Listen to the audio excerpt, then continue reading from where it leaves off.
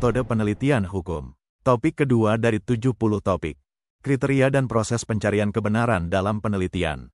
Bagian kedua, proses pencarian kebenaran. Menurut Muhammad Burhan ada dua cara untuk mendapatkan kebenaran, yakni melalui cara-cara non-ilmiah, atau unscientific, dan penelitian ilmiah, atau scientific research.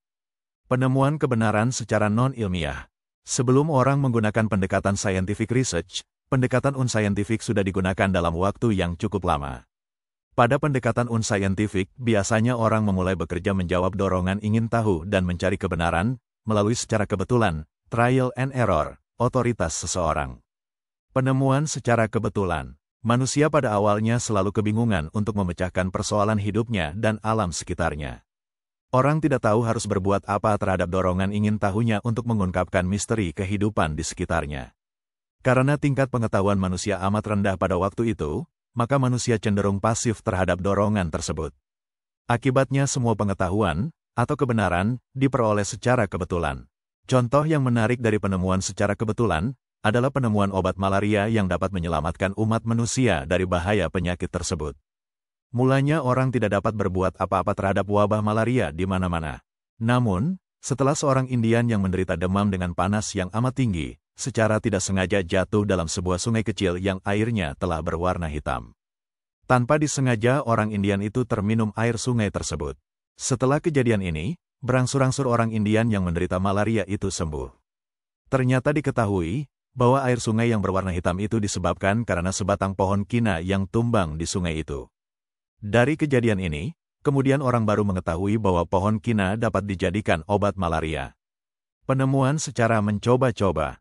Kelemahan penemuan secara kebetulan, membuat banyak orang mulai tidak percaya bahwa perubahan yang lebih cepat dapat dihasilkan dari penemuan secara kebetulan. Perkembangan masyarakat yang terasa cepat menyebabkan manusia harus aktif mencari kebenaran, kendati sarana pengetahuan untuk mencapainya masih sangat tidak memadai.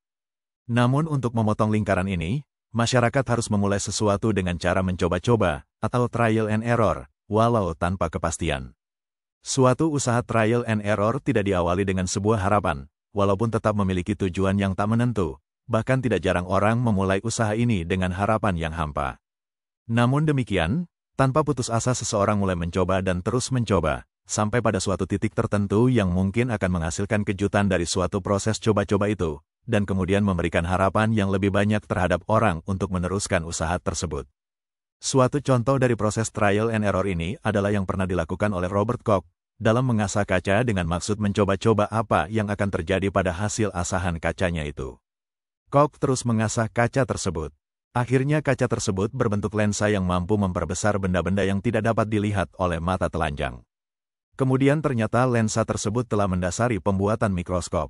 Jadi, untuk mencapai suatu pengetahuan atau kebenaran tertentu, seseorang harus melalui berbagai usaha sampai pada akhirnya ia menemukan suatu permulaan dari kejelasan atau dia frustasi lalu meninggalkan pekerjaan itu. Trial and error memang terlalu banyak menghabiskan waktu, terlalu banyak mereka-reka, membuat spekulasi dalam ketidakpastian, sehingga orang menjadi tidak serius untuk memulai atau meneruskan proses yang oleh mereka tidak terjamin hasilnya. Karenanya, trial and error tidak dipandang sebagai cara yang memiliki bobot ilmiah yang memadai atau bahkan nihil sama sekali. Namun demikian, beberapa kalangan amat meminati trial and error, karena mereka memiliki waktu dan dana yang cukup, kemudian mendambakan kejutan bagi dirinya dan orang lain. Penemuan melalui otoritas. Pendekatan otoritas hanya cocok untuk menemukan kebenaran dogmatis bagi kepentingan tertentu, seperti dalam kehidupan beragama, upaya-upaya penyembuhan penyakit, dan bentuk-bentuk kepatuhan lainnya dalam sistem kekerabatan dan monarki. Agama merupakan pengetahuan yang meliputi, baik kehidupan sekarang yang terjangkau pengalaman maupun masalah-masalah yang bersifat transendental, seperti latar belakang penciptaan manusia, dan hari kemudian di akhirat nanti. Pengetahuan ini didasarkan kepada kepercayaan akan hal-hal yang gaib. Penemuan kebenaran secara ilmiah. Menurut Burhan Bungin, ada dua macam proses yang dapat digunakan untuk mendapatkan kebenaran ilmiah, yaitu berpikir kritis rasional dan penelitian ilmiah, atau scientific research. Cara-cara berpikir kritis rasional, yang melahirkan proses penelitian ilmiah, merupakan cara-cara perburuan kebenaran melalui pendekatan-pendekatan ilmiah. Terdapat perbedaan prosedur dan proses antara kritis rasional dan penelitian ilmiah, yakni berbeda bobot keilmiahan masing-masing, sebagaimana diuraikan sebagai berikut. Berpikir kritis rasional. Berpikir sebagai salah satu aktivitas batiniah manusia, merupakan proses kegiatan, menghubungkan satu hal dengan hal lainnya, menggunakan objek berpikir dan menghubungkannya dengan objek lainnya, membuat tesa dan mengkajinya dengan antitesa, kemudian menghasilkan tesis, maka proses ini dinamakan proses berpikir kritis rasional. Ada dua jalan yang dapat ditempuh dalam menggunakan cara berpikir rasional untuk menemukan kebenaran atau pengetahuan, yakni berpikir analitis dan berpikir sintesis. Berpikir analitis dinamakan pula berpikir deduktif, karena orang membangun pola pikir dengan cara bertolak dari hal-hal yang bersifat umum, dari pengetahuan, teori-teori, hukum-hukum, dalil-dalil, kemudian membentuk proposisi-proposisi dalam silogisme tertentu. Oleh karena itu, perburuan-perburuan kebenaran dilakukan hanya dengan duduk-duduk di belakang meja, kemudian menemukan kebenaran itu, yakni kebenaran deduktif. Proposisi dalam bahasa Latin berarti statement yang menolak ataupun menerima, membenarkan suatu kondisi. Sedangkan silogisme adalah suatu argumen yang terdiri dari 3 buah proposisi. 2 proposisi awal disebut premis mayor dan premis minor, sedangkan proposisi terakhir disebut konklusi atau simpulan. Konklusi dibentuk dari 2 proposisi sebelumnya. Umumnya ada 4 silogisme yang digunakan dalam berpikir analitis, masing-masing dapat dicontohkan sebagai berikut. Silogisme kategoris, di sini premis mayor memiliki bobot kebenaran mutlak. Antara premis mayor dan premis minor dihubungkan dengan satu formulasi pengertian yang logis sehingga secara otomatis proposisi ketiga akan menerima formulasi itu sebagai suatu konsekuensi alternatif logis pula. Silogisme bersyarat, atau kondisional, atau hipotesis, di sini premis mayor memiliki 2 alternatif sekaligus, yaitu alternatif salah atau alternatif benar.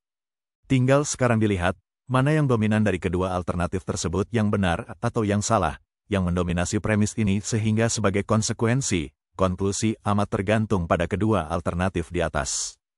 Seandainya premis mayor didominasi oleh kesalahan, maka konklusi pun akan salah, dan begitu pula sebaliknya. Silogisme pilihan atau alternatif. Sifat dan pengertian dari silogisme alternatif dan silogisme melerai hampir sama, kalau saja tidak dibatasi oleh tingkat pengetahuan yang terkandung dalam premis mayor. Premis mayor dalam silogisme alternatif adalah kombinasi dari mengetahui dan tidak mengetahui, begitu pula seperti yang terkandung dalam premis mayor pada silogisme melerai. Akan tetapi, kemudian tingkat mengetahui yang ada dalam premis mayor pada silogisme melerai lebih tinggi dari tingkat mengetahui yang ada dalam premis mayor pada silogisme alternatif.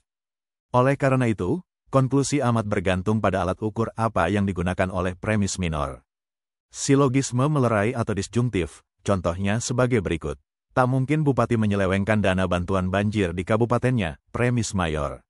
Munir seorang bupati, premis minor. Jadi, tak mungkin Munir akan menyelewengkan dana bantuan banjir di kabupatennya, konklusi. Itulah materi topik kedua metode penelitian hukum. Channel ini dimaksudkan membantu para mahasiswa untuk memahami perkuliahan, dan masyarakat umum yang ingin menambah wawasan. Video tutorial dituturkan dan disubtitelkan agar dapat ditonton, dibaca sambil didengarkan. Untuk pemahaman yang lebih baik, putar dan dengarkan video tutorial berulang-ulang. Subscribe dan like, agar Anda mendapatkan update tutorial lainnya. Bagikan link video ini agar teman-teman juga mendapatkan manfaat channel ini. Sekian dan terima kasih. Sampai jumpa.